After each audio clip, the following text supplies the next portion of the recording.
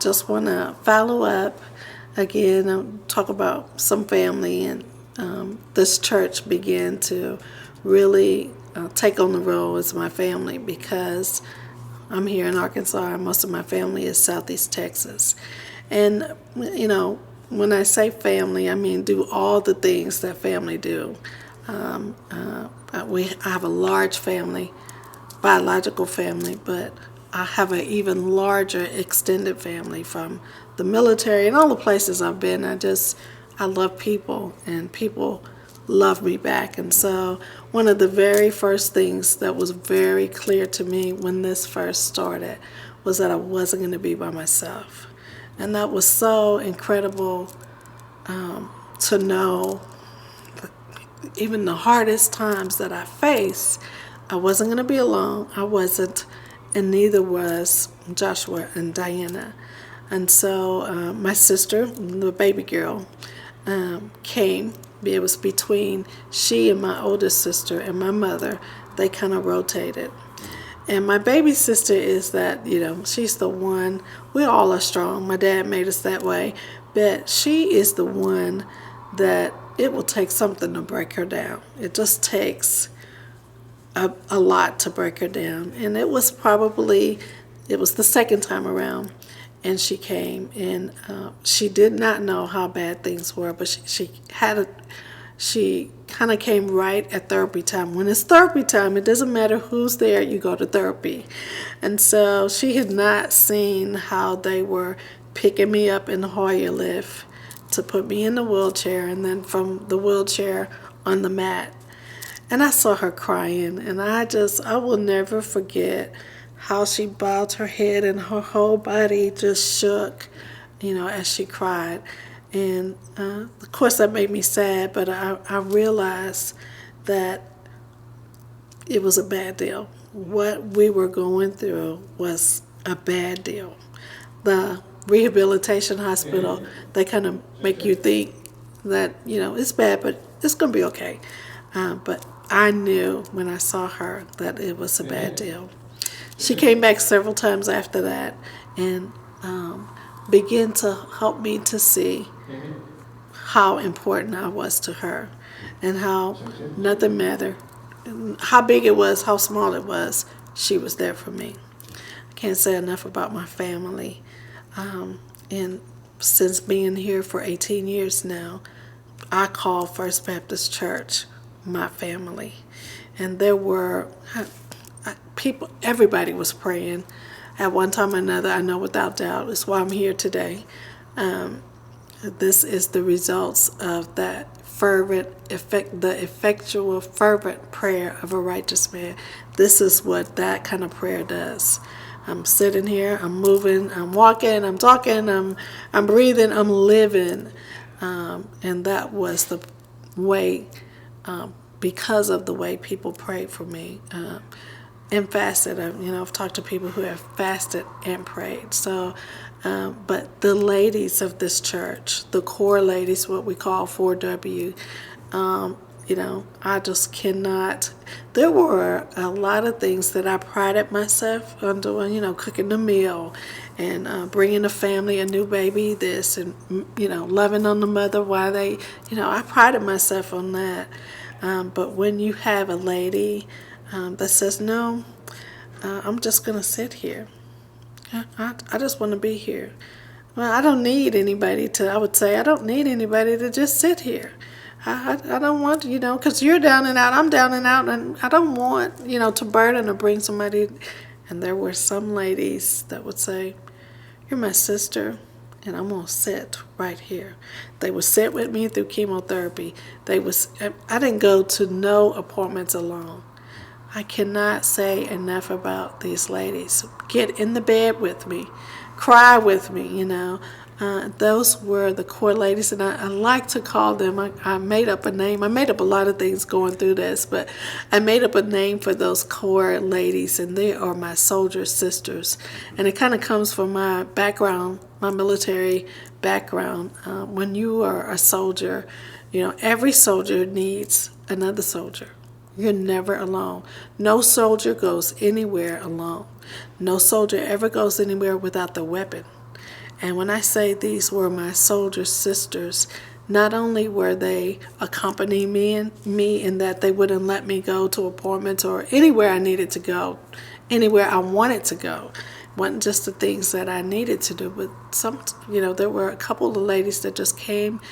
You just need to get out and go. Let's go to a movie. Let's go. I mean, stuff I wouldn't think about, but that was pure. That was love. And when I say that they were my soldier sisters, in that they would always accompany me, I was always with somebody, but they always shared a word with me. They never left without their weapon. And there were many times when I could not open a Bible because my arms and hands was too weak to hold a Bible. But they uphold the word, help me uphold the word by what they would bring their Bibles. I had Bible study in rehab. I would have a Bible study even in a nursing home by my soldier sisters. And so I just, I can't say, we don't never know how we impact somebody's life. When God sets us on a mission, something small, something large, it doesn't matter if it's of Him. He will always reveal why it was. I heard so many of them say, well, I wasn't going to come by today, but I just felt like I needed to come by, and it was always right on point. It was always when I needed somebody, and that's why I've asked them to just share. Again, this whole journey is not about me. It's not about any of the people that were involved. What it is about, my journey, is about another platform whereby I can share the goodness of Jesus Christ, whereby I can share with others what love really looks like, how it is exhibited in our everyday life, and how we are to find whatever it is. Who would have thought a rare disease would be a platform whereby to minister? But I just can't tell you how many opportunities it's been for me to minister and to be ministered to. So those are the things. Then the final thing, this last March, went back to Chicago to have what they call their re-evaluation appointment, because now I'm at the two-year mark. And there are a lot of, you anticipate that this is going to happen, that's going to happen. And, in some areas I was, fortunate. In other areas, and, we're still getting results about a lot of that thing. But the thing that I want to say the most about that whole time, I went to Chicago this time by myself. I got on the plane by myself. I get a little bit, whenever I say it, it's just like, yeah, I did that. I went to Chicago, got on the plane by myself, traveled in the airport, walked in the airport, or walked on the little walkway things. You get on it and kind of ride across. But I did all of that by myself. My husband later met me, but that entire time, God was just reinforcing, with me, all things are possible. And just to hear the doctors, and I always get excited when they look at me and they say, this cannot be. Yeah, it's me. Yeah, hello, and all of them in their own time will say, which they had never said to me this before, this last time. Dr. Burt, who is the chief who does, he is the transplant doctor. He said, I never thought you would get to this point. I said, yeah, but you never told me that. He said, well, I didn't want you to know that that's what I was thinking. But now that I know that you're going to continue to get better. This is not the end of it. This is our 2-year mark. This is where we can now present it and say this is a positive result. And that's what we want to do. That's the whole reason why I had the transplant, so that the FDA will know, yes, this transplant does. It worked for 17 people. That hers is a positive result. So in saying that, he never told me what his anticipated result would be until now. And so when he said that, I just, and I keep hearing that. He never thought, he was hopeful, but the way the disease affected my body, it was too, how did he say it? If there was too much damage to be recovered. And the damage, in my case, is all permanent. So even though you have the transplant, really is to keep it from happening again, but the damage doesn't usually turn around. And there are a lot of things that have for me. And so, again, God gets the glory in that. The eye doctor, because it's a team of doctors, but because mine affected my spinal cord and my eyes, the eye doctor said, well, today you're seeing better than you saw the first time I saw you.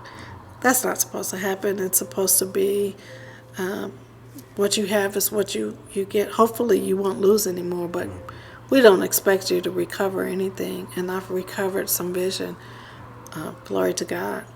I don't know I can't see any recovery, but when they put those screens up or they put things for me to read, the colorblind and all of that, I pass all those things. So God get the glory and all. And we will continue. The journey isn't over.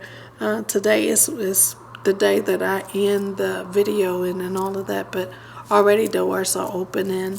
I had an opportunity to talk while I was in Little Rock, had an opportunity to talk to representatives that are lining up things for me to come and engage in a real conversation and be the bridge between what the hospital guidelines are and the insurance guidelines are, be the bridge in between them and patients, real people going through this. And there are more neurological diseases that don't even have names. So there are a lot of things out there. So thankful that I've had the journey and I now have a platform. And like I said, my journey is still continuous, but I'm not where I was, so that I can start reaching some of those people who are where I was. I'm able to reach back to them and prayerfully offer hope. So thank you.